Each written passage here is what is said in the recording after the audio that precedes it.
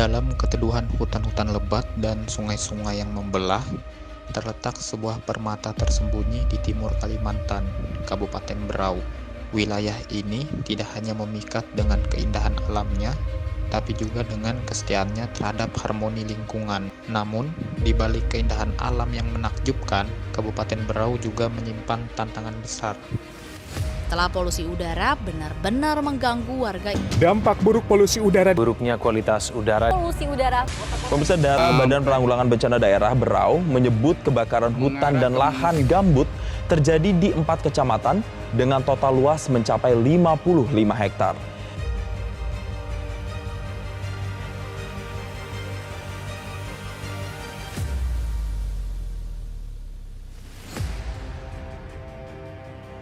Asap tebal melintang di langit, memberikan tantangan bagi kualitas udara yang seharusnya memenuhi napas-napas warga dengan kesegaran.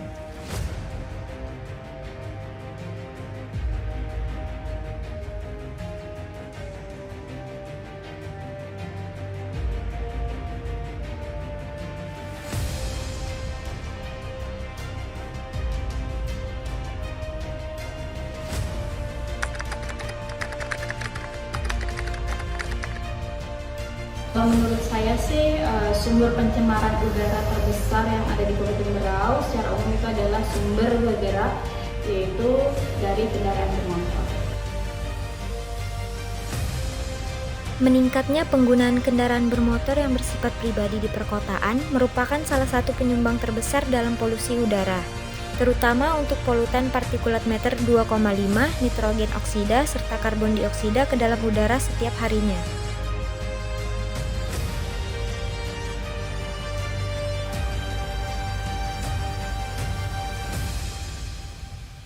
Pelepasan gas rumah kaca ke udara membuat cuaca hangat yang menyebabkan peningkatan produksi serbuk sari sehingga akan menjadi polutan selanjutnya. Yang kedua, kabut asap terjadi ketika sulfur dibakar dengan bahan seperti batu bara dan fotokimia oleh nitrogen oksida dari knalpot kendaraan, pembangkit listrik, dan emisi pabrik. Adapun volatil organik kompon dilepaskan dari bensin, cat, dan pelarut pembersih.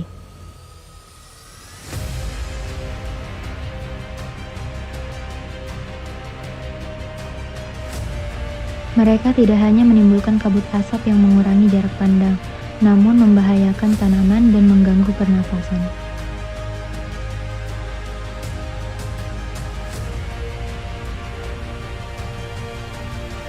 Umumnya sih proyek di tengah kota pasti ada dampak positif dan sebagainya. Kalau dalam negatifnya ya kita tahu sendiri, mungkin berserakan, pasir, tanah-tanah, atau material-material yang ada, dan mohon maaf juga pasti ada debu. Mau gimana pun proyek di tengah kota pasti ada debu.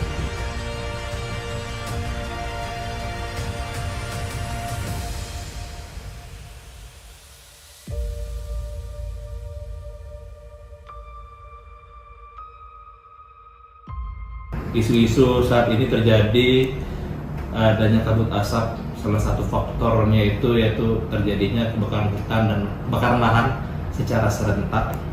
Saat ini pemirsa, petugas fokus mencegah api meluas ke rumah dan perkebunan warga, dan pihak BPBD juga sudah mendirikan posko karhutla di 13 kecamatan.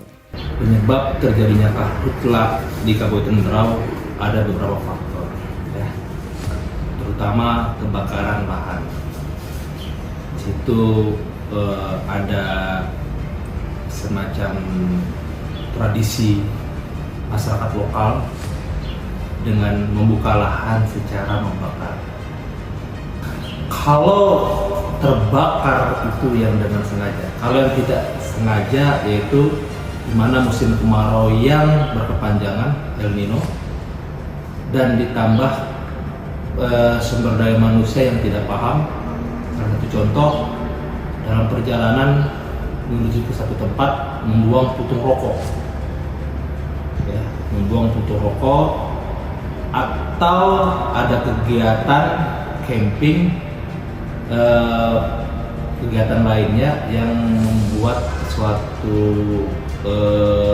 api di kecamatan api unggun atau api masak-masak tanpa mematikan dan pengawasan masing-masing kegiatan itu. Hari ini terutama ISPA, gangguan pernapasan, dia yang ada riwayat asma, bronkitis, ya, itu sangat terdampak. Apabila partikulat tersebut masuk ke dalam tubuh kita melalui saluran pernapasan, tentu saja itu akan menurunkan kemampuan dari organ kita, utamanya adalah pernapasan, karena pernapasan ini adalah organ yang tidak dapat regenerasi. Polusi udara umumnya berasal dari emisi karbon dioksida dan nitrogen oksida. Selain itu, terdapat partikel debu dengan berbagai ukuran, mulai dari 10 mikrometer hingga yang sangat kecil sekitar 0,1 mikrometer.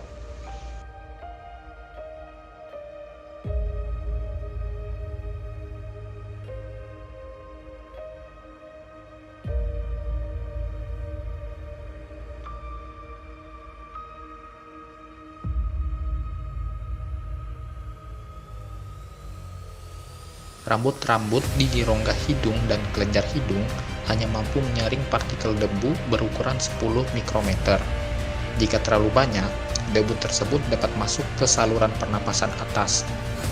Debu kecil yang mencapai bronchiola akan dihambat oleh sel-sel pertahanan tubuh seperti leukosit dan limfosit.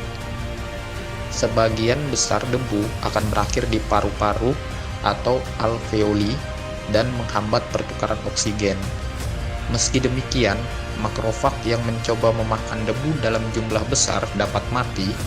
Debu juga bisa memasuki pembuluh darah, meningkatkan tekanan darah, dan menyebabkan masalah seperti trombosis, iskemia, serta gangguan detak jantung, bahkan hingga serangan jantung.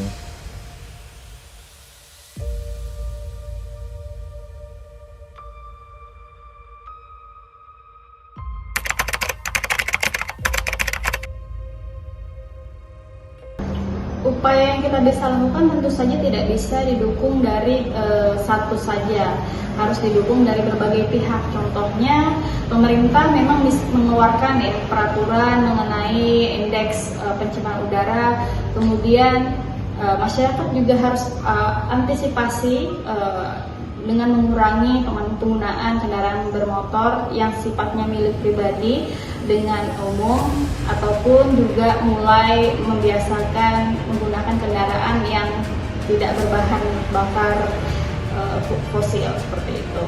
Kemudian juga upaya dari kita bisa saja ini didukung dengan misalnya penertiban terhadap kendaraan yang mengeluarkan emisi di atas baku mutu, misalnya dengan salah satunya adalah dengan cara uji emisi berkala. Nah, ini sudah diterapkan di kota-kota besar, di mana uji emisi kendaraan secara berkala ini menjadikan syarat untuk penertiban pajak STNK tahunan ataupun STNK 5 tahun, seperti itu. Dengan adanya uji emisi berkala ini, pemilik kendaraan pribadi ini dituntut untuk maintenance kendaraannya, memelihara kendaraannya agar emisi yang dikeluarkan itu di bawah baku mutu. Peraturan yang ada adalah dari peraturan pemerintah yang nomor 41 tahun 99 tentang pencemaran udara, dan ini ada peraturan Menteri KLHK nomor 14 tahun 2020 tentang indeks pencemaran udara. Pencemaran udara bukanlah sekedar statistik atau grafik, melainkan sebuah krisis global yang mencemari napas yang kita hirup setiap hari. Saat kita menghirup udara ini, kita juga menghirup beban dari pilihan-pilihan kita. Pilihan untuk mengabaikan atau menghadapi kenyataan bahwa kita memiliki kewajiban untuk melindungi bumi ini bagi generasi-generasi yang akan datang. Namun, kami berbicara bukan untuk menyalahkan, melainkan untuk mengajak bersama-sama menemukan solusi. Kita memiliki kekuatan untuk memperbaiki situasi ini, dari mengurangi polusi industri hingga memilih transportasi ramah lingkungan. Tindakan-tindakan kecil yang kita ambil hari ini akan memiliki dampak besar pada masa depan. Sekian dari kami, terima kasih.